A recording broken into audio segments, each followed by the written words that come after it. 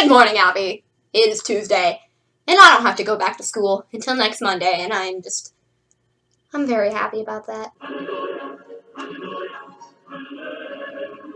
So today in math, our teacher told us a story that is kind of changing my entire outlook on life. Normally when I say that, it's a bad thing, but this is the important part, guys. I am actually developing a more stable outlook on life.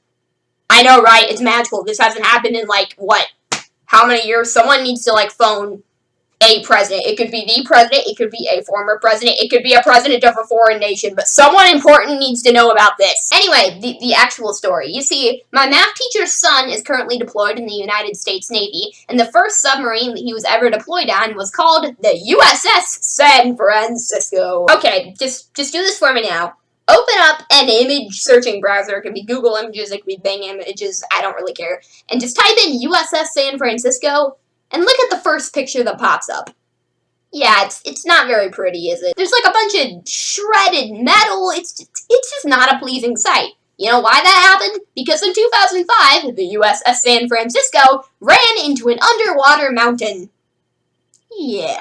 Now, if I were a mom, and I looked up the name of the submarine that my child was about to go off into the distance on, and the first thing I saw was that, I would probably be thinking something along the lines of, oh my god, oh my god, oh my god, oh my god, oh my god. But my math teacher said that when she found this out, she was, of all things, relieved. I was incredibly confused, but my math teacher explained it pretty nicely. She said that if the ship crashed once, the odds of it crashing again were pretty minimal. She used the comparison of having your house just burn to the ground due to a fire or something. The amount of people who have had that happen to them once, not huge. The amount of people who have had that happen to them more than once, ridiculously small. Now, this does not mean that you should stop paying attention to your fireplace or whatever. Just because something bad happened to you once does not mean that it will absolutely never happen to you again and that you have free license to just start acting like an idiot. This reminds me of the expression, lightning never strikes the same place twice.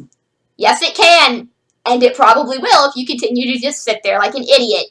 Get out of there. But as long as you manage your fireplace correctly and don't use frayed cords or any of the other things that can set your house on fire, the chances of your house burning to the ground again are very minimal. And ever since math class, I have been thinking about this all day. Unfortunate circumstances happen to all of us, but in this decade, it feels like there are a lot more of them happening than there were in previous decades. Like, say, 20 years ago, if you lived in the United Kingdom, you didn't really hear about the struggles of one person living in Mexico because you didn't really have a way to communicate between those two countries. But nowadays, because of the internet and websites like Kickstarter and GoFundMe, a person in the United Kingdom can digitally fund and help a person living in, say, Mexico whose house has been destroyed by an earthquake or something. It is an overwhelmingly good thing because now that person in Mexico actually has money to rebuild their house, but it's also a very depressing thing because now whenever we go on the internet, we are constantly confronted with,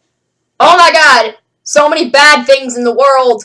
We are all going to die. But what we need to remember is that although those events are very unfortunate for the people that they happen to, they're pretty rare and they're not going to happen to all of us. Just because a submarine crashed once doesn't necessarily mean that it's going to crash twice. Abby, I'll see you tomorrow.